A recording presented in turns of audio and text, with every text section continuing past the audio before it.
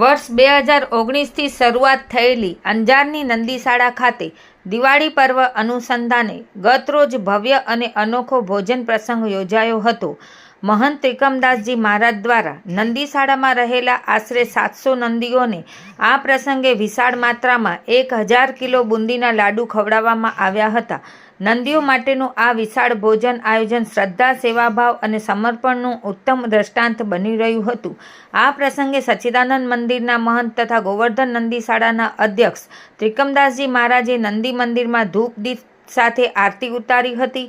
ધાર્મિક વિધિ વચ્ચે પરંપરાગત રીતે નંદી પૂજન કરવામાં આવ્યું હતું। મહારાજે સેવાભાવથી કરવામાં આવેલા આ કાર્યને ધાર્મિક અને સામાજિક દ્રષ્ટિએ મહત્વપૂર્ણ ગણાવ્યું હતું। મહંત ત્રિકમદાસજી મહારાજના નંદીશાળાની સેવા સાથે જોડાયેલા આ કાર્યને સ્થાનિક સ્તરે પ્રશંસા મળી રહી છે।